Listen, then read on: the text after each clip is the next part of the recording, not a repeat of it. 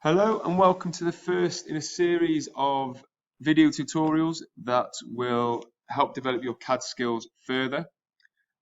This series of tutorials are all going to be done using Fusion 360.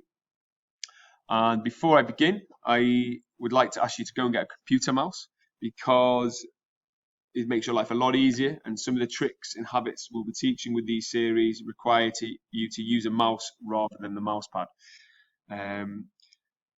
So please go get a mouse and get that plugged in. The second thing I want you to check is that you have the education license. In the top left hand corner, you'll see in these brackets, it should say either education license or something along the lines of free trial. If you've got the free trial version, that's fine for now, but that does run out in around 30 days. So you need to speak to your teacher about how to get that updated to the education license so that it doesn't expire this year for you. Okay. With that said, with this set of tutorials, we are going to be drawing a classic design desk lamp, a little bit similar to this one.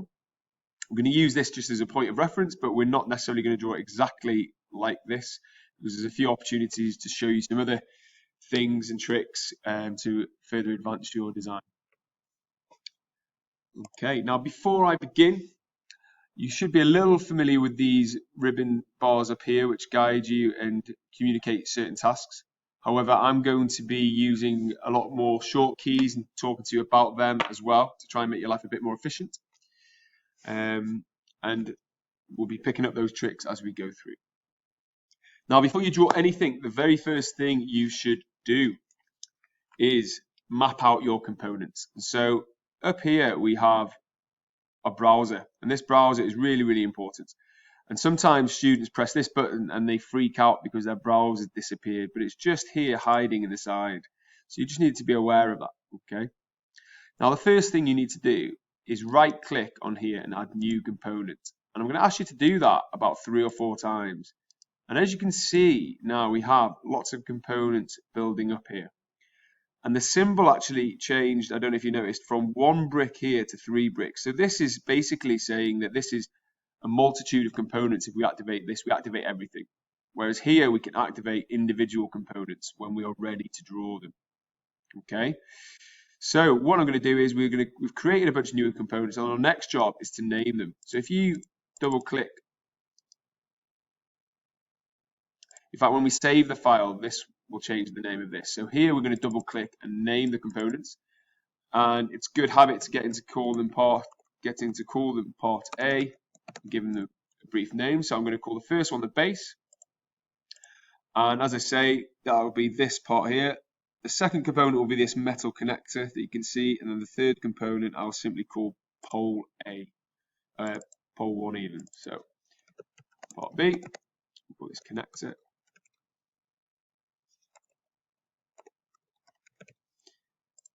And then double click again, part C, this pole 1 or pole A. Okay. Now then, I want to begin by drawing the base. So I need to activate this component. The very first thing we do is we go over to here, we write new sketch. And whenever we do a new sketch, we always do it on this bottom plane here. Okay. We click that. And then you'll see the ribbon bar changes to a series of 2D drawing tools. Okay. Now the base I'm going to draw is a circle. I'm going to click the center point here, and I'm going to click once. I'm going to drag my mouse away, and then I'm going to type in 120, and then I'm going to press the return key, and that will give me a circle to that side. Okay. Now then, I can say finish sketch. I can then go and click extrude. I can find the extrude button.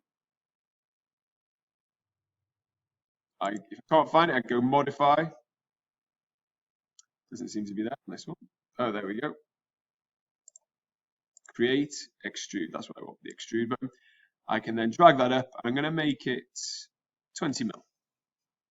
Okay. So that's one way we could do it. I'm then going to add just a fillet on the edge here. I'm going to just to make the form a bit more appealing. There we go.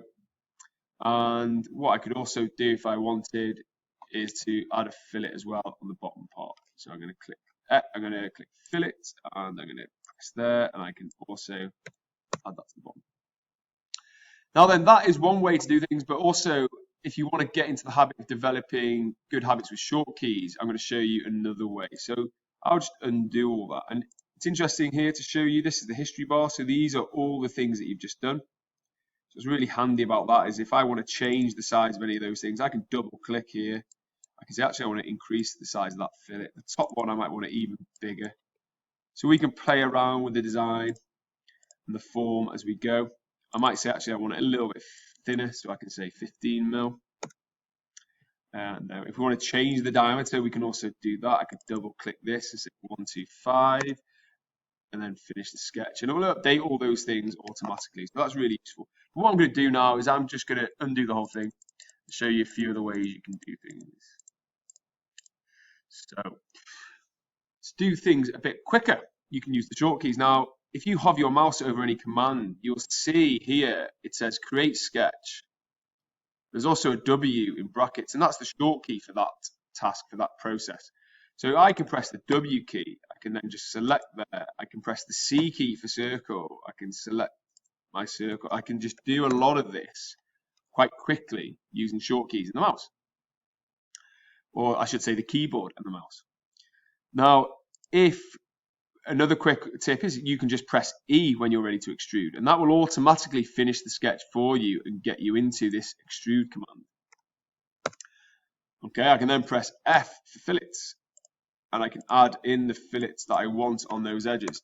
So I'm able to do things a bit quicker, and it means I have to navigate my mouse to certain positions a lot less, which makes your life a bit more efficient. So look out for those short keys. It's a good habit to get into. Using those short keys on the keyboard with your mouse can make things a bit quicker, which is always nice. Next thing I want to talk to you about is using your mouse and the keyboard, and especially the shift key, to help with zooming and manipulating your view. Now, this cube up here is really useful because if you click on certain sides of the cube, it will orientate your drawing to the certain positions and things that you want. And that can be quite useful when you're doing more complex work or just trying to see parts of your drawing. Okay. Also, if you use the shift button on your keyboard and press the roller of the mouse like a button, you can orbit. So that is real quick and useful to be able to just quickly manipulate your view to see different sides of whatever it is you've drawn, the body that you've drawn.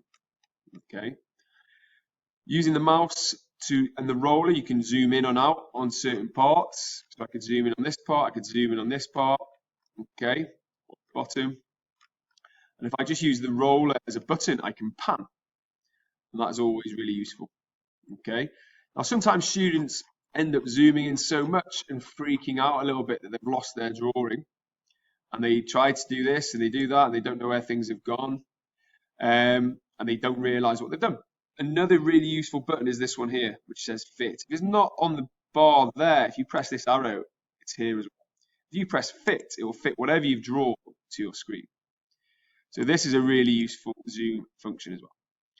And then one of my other favorite ones is this look at tool. So I can tell it what exactly I want to look at. So I can say look at that face, I can say fit, and then I have that right there where I want it, so I can see what I'm doing. So those zoom options and tools are really, really useful, and it's well worth getting into the habit of using them with the keyboard and mouse to make your life a lot easier. Okay. Now then, that is the end of my first tutorial. I'm going to take a break from that, and then I'm going to show you how to draw out the connector and the pole in the next tutorial. Okay. Before you wrap up, make sure you come over here and you hit save and you save your work.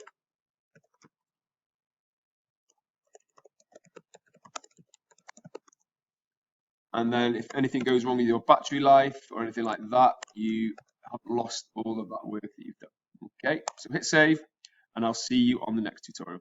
Thanks, bye for now.